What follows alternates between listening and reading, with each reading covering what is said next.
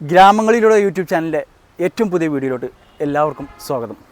അപ്പോൾ നമ്മളിന്ന് പുതിയൊരു യാത്രയുടെ ഭാഗമായിട്ട് അട്ടപ്പാടിയിലേക്ക് പോവുകയാണ് കേട്ടോ. നമ്മുടെ അട്ടപ്പാടി ചുരം ഇങ്ങനെ കയറിക്കൊണ്ടിരിക്കുകയാണ്. അട്ടപ്പാടി ചുരത്തിൻ്റെ ആ ഒരു ഐക്കോണിക്കൽ ഒരു എംബ്ലമായ ആ ഒരു പിക്ചറായ, അതായത് നമ്മൾ ഗൂഗിളിലൊക്കെ സെർച്ച് ചെയ്താൽ അട്ടപ്പാടി സെർച്ച് ചെയ്താൽ കാണുന്ന ആ ഒരു ചുരത്തിൻ്റെ ആ ഒരു വളവുണ്ട്, ആ ഒരു എയർപിൻ ബെൻഡ്. അപ്പോൾ അവിടെയാണ് ഇപ്പോൾ നിൽക്കുന്നത്. അപ്പോൾ നമ്മളിന്ന് അട്ടപ്പാടിയിൽ അഗളിയിലേക്കായിട്ട് നേരെ പോകുന്നത്. അഗളിയിൽ പോയിട്ട് നമുക്ക് അവിടെ കുറേ ആദിവാസി ഗ്രാമങ്ങളും അവിടുത്തെ കുറച്ച് ഗ്രാമീണ കാഴ്ചകളൊക്കെ ഉണ്ട്. നമ്മുടെ യൂട്യൂബ് ചാനലിൻ്റെ പേര് തന്നെ ഗ്രാമങ്ങളിലൂടെ എന്നല്ലേ. അപ്പോൾ അതിനെ അർത്ഥമാക്കുന്ന രീതിയിലുള്ള ചെറിയ ചെറിയ ഗ്രാമങ്ങളും ആദിവാസി ഊരുകളും അങ്ങനെയുള്ള ഓരോ കാഴ്ചകളൊക്കെ തേടിയിട്ടാണ് നമ്മുടെ ഓരോ യാത്രയും. അപ്പോൾ ഇന്ന് നേരെ നമ്മൾ അട്ടപ്പാടി അഗളിയിലേക്ക് പോകുന്നു. അവിടെ നമ്മളൊരു സുഹൃത്ത് നമ്മളെ വെയിറ്റ് ചെയ്തിട്ടുണ്ട്. അപ്പോൾ ആ സുഹൃത്തിനെ കൂട്ടിയിട്ട് നമുക്ക് അട്ടപ്പാടിയിലുള്ള ആ ഒരു കുറച്ച് ഗ്രാമക്കാഴ്ചകളൊക്കെ കാണാം. അപ്പോൾ നേരെ നമുക്ക് വീഡിയോയിലോട്ട് കിടക്കാം.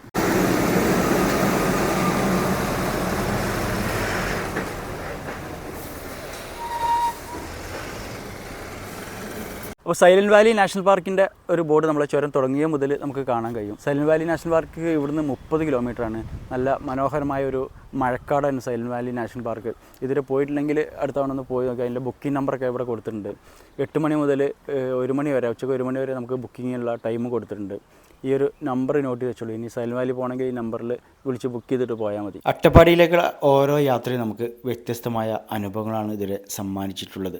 അട്ടപ്പാടി ചുരം കയറിയാൽ തന്നെ നമുക്ക് കാലാവസ്ഥയിൽ നല്ല മാറ്റങ്ങൾ തോന്നി തുടങ്ങും. നമ്മൾ പാലക്കാടൊക്കെ കണ്ടുവരാറുള്ള ആ ഒരു പഴയ ഗ്രാമീണ കാഴ്ചകളൊക്കെ പാലക്കാട് ജില്ലയിൽ തന്നെ ഉള്ള മറ്റൊരു സ്ഥലമായ ഈ അട്ടപ്പാടിയിലും ഇപ്പോഴും അതുപോലെ തന്നെ ഉണ്ട്. അതുകൊണ്ട് തന്നെയാണ് ആ ഒരു പഴമ വീണ്ടും വീണ്ടും നമുക്ക് കണ്ട് ആസ്വദിക്കാൻ വേണ്ടി അട്ടപ്പാടി ചുരം കയറുന്നത്. 180ഓളം ആദിവാസി ഊരുകൾ ഇപ്പോഴും അട്ടപ്പാടിയിൽ ഉണ്ടെന്നാണ് അറിയാൻ കഴിഞ്ഞത്. നമ്മൾ ഈ ഒരു യാത്രയിലും 2-3 ആദിവാസി ഊരൊക്കെ സന്ദർശിക്കാൻ കഴിഞ്ഞു. അവിടുത്തെ അവരുടെ കാഴ്ചകളൊക്കെ കണ്ടു.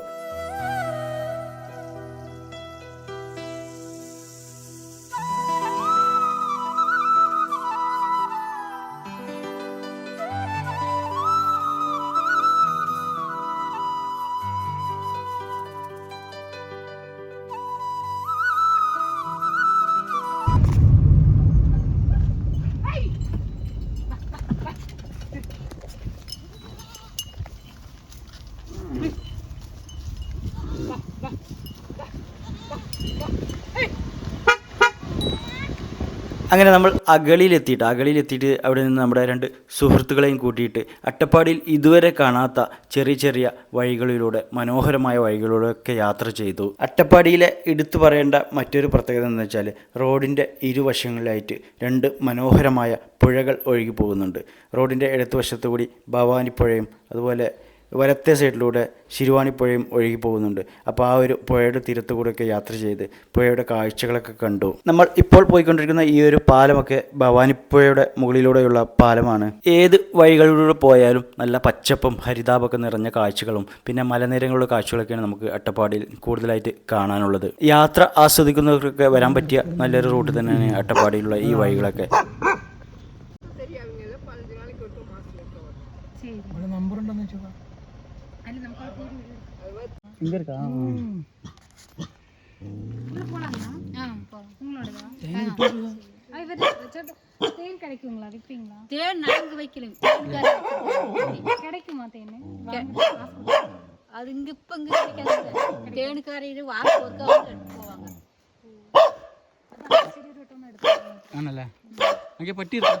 അങ്ങനെ പോയിക്കൊണ്ടിരിക്കുമ്പോഴാണ് നമ്മൾ തേനീച്ച കൃഷി നടത്തുന്ന ഒരു ഫാം കണ്ടത്.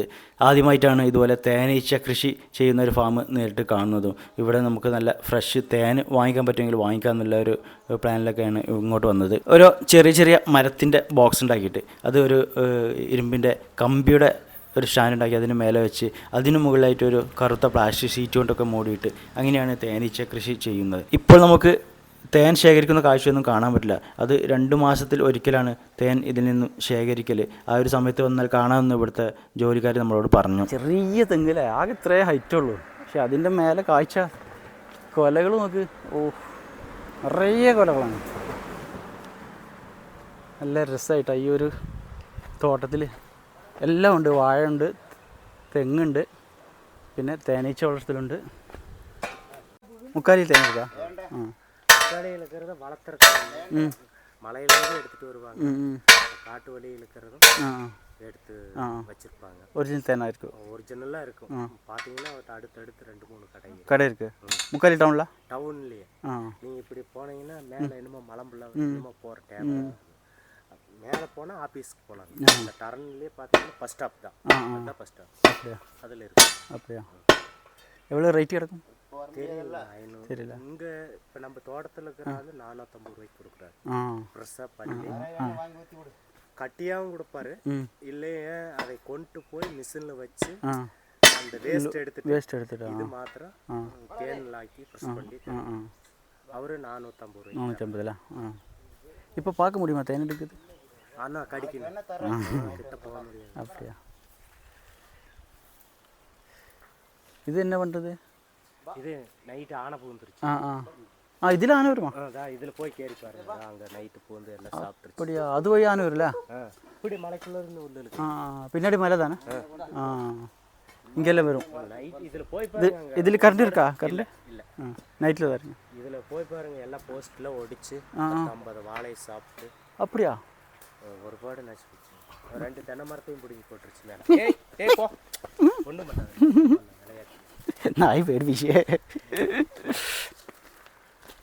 உங்கள் நாயா? நம்மளுது. வீடுங்க தான் போட்டோ நம்ம தான் பார்த்துட்டு. அப்படியா? ஓனர் வேற ஆள் தான்? கோயம்புத்தூர்.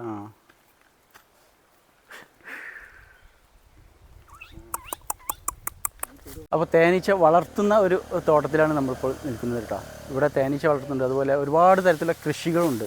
തെങ്ങുണ്ട്, പിന്നെ കവുങ്ങുണ്ട്, അങ്ങനെ പലതരത്തിലുള്ള കൃഷി, കാപ്പിയുണ്ട്, എല്ലാം ഉണ്ട്. എല്ലാ ഐറ്റംസും ഉണ്ട്. ഇത് വേറെ ആളുടെ തോട്ടമാണ്. പക്ഷേ ഇവർ പണിക്കാർ ഇത് നോക്കാൻ വേണ്ടി ഇവിടെ പണിക്കാരുണ്ട്. പിന്നെ ആനിറങ്ങുന്ന സ്ഥലമാണ്. ചുറ്റുപാടും ഇലക്ട്രിക് ഫെൻസൊക്കെ ഉണ്ട്. അപ്പോൾ നമ്മൾ ആദ്യമായിട്ടാണ് പിന്നെ തേനീച്ച വളർത്തുന്നത് കാണുന്നത്. തേനീച്ച ഒരു കൃഷിയായിട്ട് വളർത്തുന്ന ഒരു സ്ഥലം ആദ്യമായിട്ട് കാണുന്നത്. കാണാൻ നല്ല അടിപൊളിയാണ് സംഭവം. കാപ്പിനല്ലേ?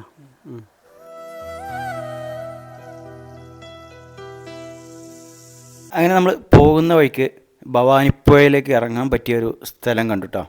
അവിടെ നിന്ന് ഒരാൾ കുളിക്കുന്നൊക്കെ ഉണ്ട്. അപ്പോൾ അത് കണ്ടപ്പോൾ ഇറങ്ങിയതാണ്. അപ്പോൾ ആളോട് സംസാരിച്ചപ്പോൾ ആൾ പറഞ്ഞു ഇവിടെ ആന ഇറങ്ങുന്ന സ്ഥലമാണ് എന്നൊക്കെ പറഞ്ഞു. വെള്ളത്തിലിറങ്ങണോ?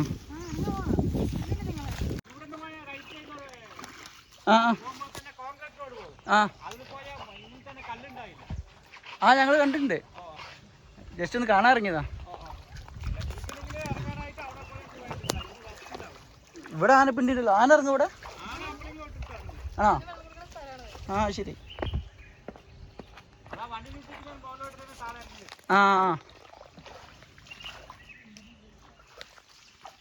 ഇത് നമ്മൾ പോകുന്ന വഴിക്ക് കണ്ട ഒരു വീടാണ് കേട്ടോ. നല്ല പഴമ തോന്നിക്കുന്ന ഒരു വീടാണ്. കാണാൻ നല്ല ഭംഗിയുള്ള വീടാണ്. ആ ഒരു പഴയ സ്റ്റൈലിലുള്ള ഓടിൻ്റെ വീട്, 4 കെട്ടൊക്കെ നല്ല രസമുണ്ട് കാണാൻ. ജസ്റ്റ് കണ്ടപ്പോൾ ഒന്നൊരു വീഡിയോ എടുത്തെന്നുള്ളൂ.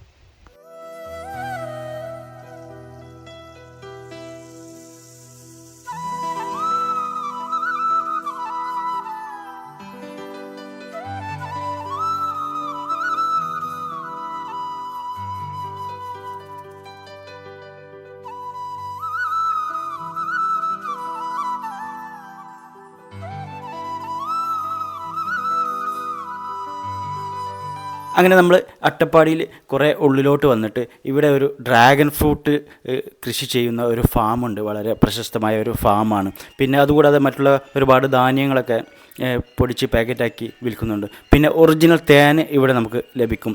അങ്ങനെയുള്ള കുറച്ച് കാഴ്ചകളൊക്കെയാണ് നമുക്ക് ഈ ഒരു ഫാമിനകത്ത് കാണാനുള്ളത്.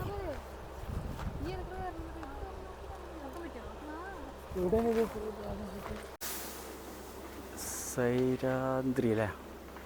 ഫ്രൂട്ട്സ് ഹണി പ്രോസസ്സിംഗ് യൂണിറ്റിൻ്റെ ചെറുതാനിപ്പുണ്ടാവില്ല. നമുക്ക് ചെറുതാൻ ഇപ്പോൾ കിട്ടുന്നത് ഒറിജിനലല്ല. ചെറുതാനിൻ്റെ അടുത്ത മാസം തൊട്ട് എടുത്തു തുടങ്ങും. അതെന്ന് വെച്ചാൽ അധികം ഉണ്ടാവില്ല. ഇവിടെ തന്നെ പ്രോസസ്സിങ് ഇവിടെയാണല്ലേ? ഇപ്പോൾ നടക്കുന്നുണ്ടോ? ഇല്ല, പ്രോസസ്സിങ് നമ്മൾ കഴിഞ്ഞിട്ട് തേൻ എടുക്കുമ്പോൾ അല്ല പ്രോസസ്സിങ്. തേൻ എടുത്തിട്ട് വന്ന് വെച്ചിട്ടിരിക്കാൻ പറ്റില്ല. അതിൽ വന്നു അപ്പോൾ തേൻ എടുത്താൽ അപ്പോൾ തന്നെ പ്രോസസ്സ് ചെയ്യും. ശരി. അത് ഏത് സമയത്ത് ചെയ്യല്? ഏത് സമയത്ത് ഉണ്ടാവില്ലേ? കാണാൻ മാർച്ചിലോ?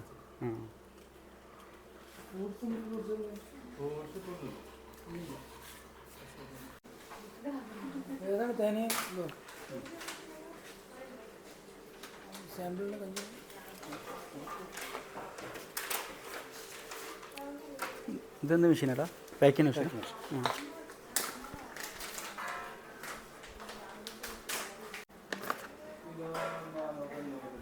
ഇതെന്താ രാഗി അരിയോ? അരിയോ? हाँ अब हिंदी है किधर का? झारखंड. ആ ഇത് രാഗിയില്ലേ? ഇതാണ് സാധനം.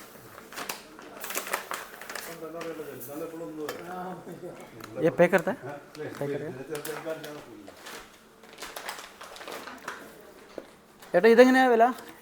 രാഗി 35 രൂപ വില. 1 കിലോ ആണ്. 35 രൂപ കിലോന് അല്ല 1 കിലോ ആണ്. വേറെ എന്തൊക്കെയല്ലേ ഇവിടെ? രാഗിയും തേനല്ലാതെ 210 ഐറ്റംസ് ഉണ്ട്. ആ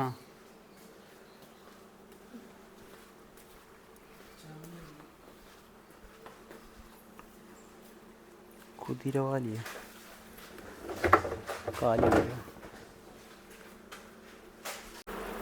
അവിടെയാ?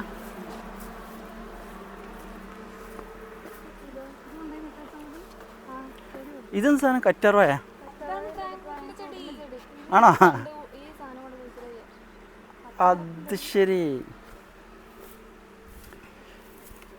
ഓ ഇതാണ് ഡ്രൈൻ ഫ്രൂട്ടിൻ്റെ ചെടി അല്ലേ?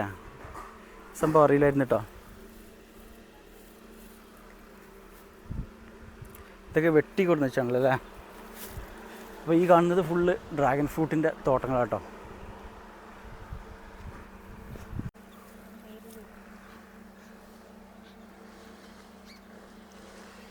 രസമുണ്ടല്ലേ? ഓ അടിപൊളിയായി. ഇത് കാഴ്ചക്കുന്ന സമയത്താണ് അടിപൊളിയായിരുന്നു അല്ലേ?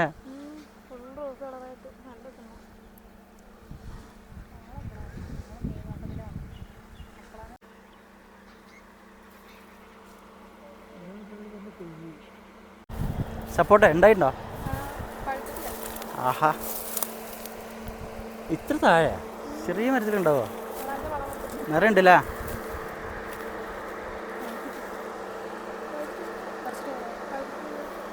പറിക്കണോ? പറിച്ചു.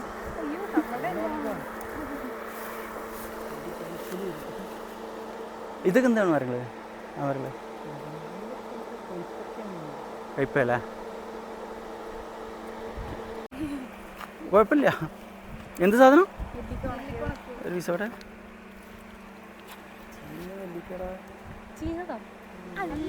ചീഞ്ഞൊന്നല്ല, ഉണങ്ങി അങ്ങനെ തന്നെ അല്ലേ? പിന്നെ ചീഞ്ഞതാല്